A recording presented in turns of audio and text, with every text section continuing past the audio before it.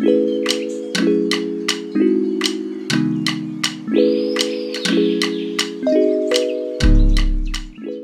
everyone, welcome back to a new video. Today we're going to talk about how to improve your pronunciation in any foreign language you're learning. So if you want to know, then definitely stay tuned. All right, without further ado, we're going to jump right into the topic.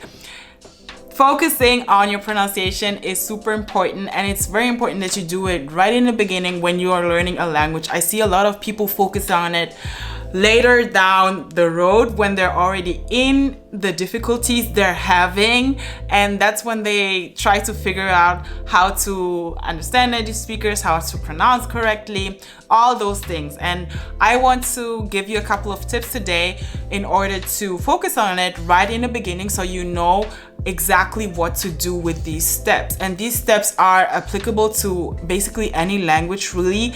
I get a lot of questions asking me, how can I learn German? How can I learn Spanish?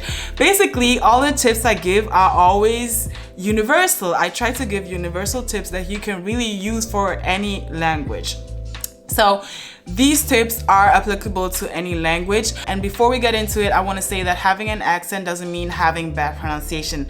A lot of people mistake having accents with bad pronunciation. However, you can have an amazing pronunciation in the language you're learning, but still have an accent of your native language, and that's normal, especially if you're learning a new language as an adult. We all have accents. We can minimize it, but we can basically never really get 100% rid of it. So accent doesn't equal bad pronunciation. All right, step number one is to focus on the pronunciation, and with the pronunciation, you're going to determine which accent of the language you want to learn. If you're learning a language that is predominantly spoken in one country, like for example Japanese, then you're good. Then you're basically just learning Japanese because it's just spoken in Japan. However, if you're learning Spanish or French or all those languages, for example Portuguese, that are spoken in multiple countries around the world, then you definitely want to determine which variant of the language you want to learn of the pronunciation. So you will see that there is not just one type of pronunciation. With English, for example, the same. You can have North American English, you can have Australian English, UK English. You can have so many different varieties of just one language and so many different variations of pronunciation of one language. And with Spanish and French, with Portuguese, it's the same. So for me, before starting to learn Portuguese, I had to really think about what accent I wanted to learn. If I wanted to learn European Portuguese, because I was in Spain, I was closer to Portugal actually, so I could have learned the European Portuguese, or if I wanted to learn Brazilian Portuguese. And I really thought about it, and I thought, okay, I have more access to European Portuguese basically, but I also have a lot of friends and interest in Brazilian Portuguese. So I decided for myself that I wanted to learn Brazilian Portuguese, and that's where I gathered all the material together, like learning material for specifically Brazilian Portuguese. And you want to do the same thing when you learn a language that is spoken in multiple countries around the world, because you want to focus on one pronunciation. Of course, within the country, they have different variations of that pronunciation. So not all Brazilians have the same pronunciation, obviously, but universally they do. So this is what you want to determine right in the beginning when you're learning a language. And the second step is, once you determine that pronunciation type, that accent, you want to get as much input as you can of that pronunciation, of that language, of that accent. So by listening to podcasts, TV, listening to radio. Podcast is great because you can read along with what you're listening to. So I always recommend doing that and get as much input as possible in that variation of the language, in that pronunciation, so you can get used to that pronunciation. And it's important to focus on one type of pronunciation, one type of accent in the beginning. As you go along with the language and you learn more, you get more advanced. Of course, you can switch accents if you like. That happened to me. For example, I was learning European Spanish in the beginning, but after leaving Spain, I had more Latin American friends, so now my Spanish is actually a mix of both European with Latin American Spanish. So that can also happen. Don't think that you have to stick in that accent, that type of pronunciation that you're learning, and that's it. I have students asking me, well, they learned Mexican Spanish and now they're trying to adapt to European Spanish, but they're having difficulties with understanding. And I'm saying, well, just stick to the Mexican Spanish for now. And well, if you go with it and you improve more, then it will be no big deal understanding European Spanish, because once you're more advanced in the language, then you can easily understand other variations of pronunciations. Obviously, for example, Americans can understand Australians can understand people from the UK. So the more advanced in the language you are, the easier it gets to understand other variations of that same pronunciation. So tip number 3 and 4 at the same time is to speak out loud and also record yourself. So whatever you're hearing, whatever you're listening to, try to speak it out loud, and then also try to record yourself speaking things out loud. So an excellent way to do that is Elsa Speak. Elsa Speaks is an AI, an artificially intelligent app that actually recognizes your pronunciation and corrects you on it. I always tell you guys that you can ask someone, you know, your language partner, for example, to correct you on your pronunciation. If you don't have someone for that, then Elsa Speaks is amazing for that. So how the app works is that you read out words and sentences, and Elsa Speaks will correct you instantly on your pronunciation. Analytics.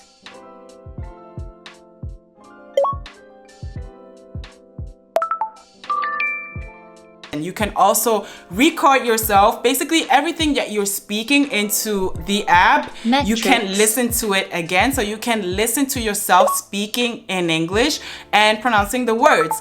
And it will always tell you if you're pronouncing the words correctly. So in any pronunciation, you will get a score. And any score above 80 means that you're pronouncing like a near native speaker. This app, you can always get corrected immediately. And I always say that correction is super important, because a lot of times when you don't hear yourself, you basically don't know what type of mistakes you're making. But the minute you actually listen to yourself or you get corrected on, that's when you realize, oh, okay, I've been making these same mistakes. And another great thing about the app is that it actually recognizes what kind of mistakes you're making. So it will give you more of those exercises and more of those pronunciations to actually practice. The more you practice, the harder the levels get, also the pronunciation levels. And this will ultimately get you to a near native pronunciation. You have so many features in it. You have the listening feature. You listen to words first, then you have to determine what kind of word was spoken. Or you can pronounce words,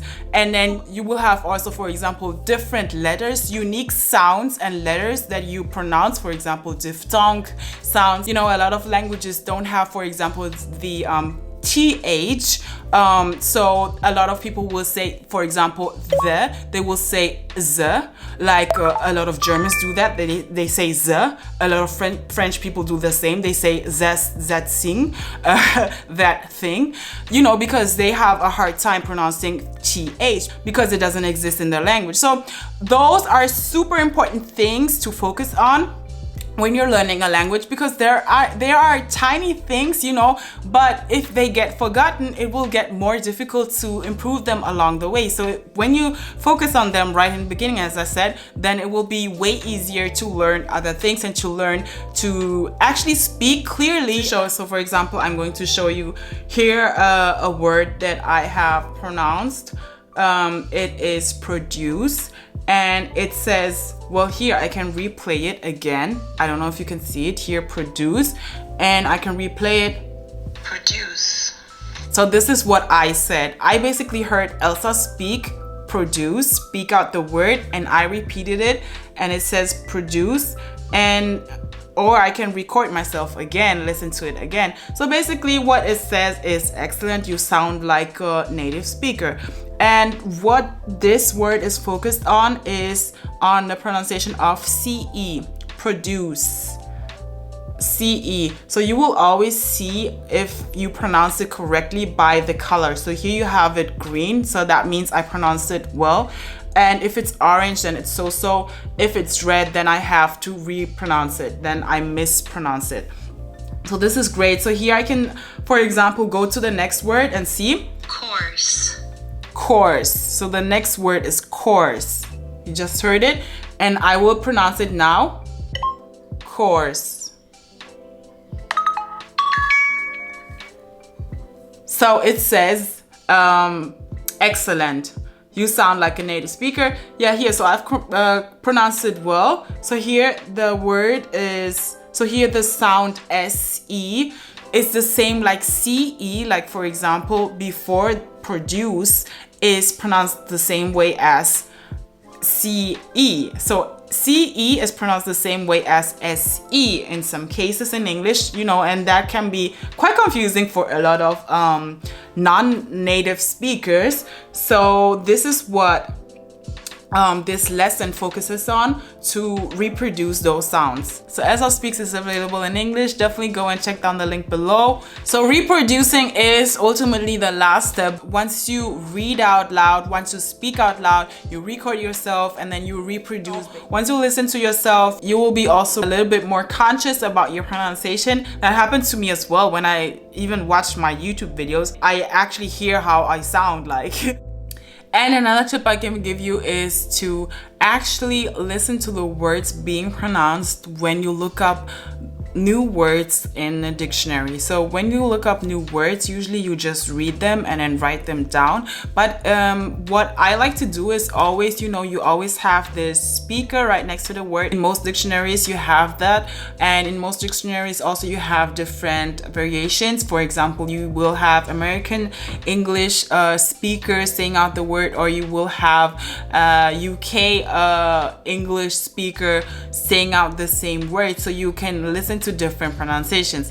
And doing that also helps you to focus on the pronunciation. And the same thing also when you have the word written in the dictionary, you always usually have the sounds, so how the sounds are being pronounced. That's also very important that you pay attention to that, how the words are actually transcribed, because that also indicates how you're supposed to pronounce them, and that will help you with your pronunciation. So this is another tip I can give you. Definitely make sure to focus on that as well. Those were all the tips. Thank you so much for watching. Definitely check out Elsa Speaks. The link is in the description box below. And thank you so much for watching, and I'll see you in my next video. Bye.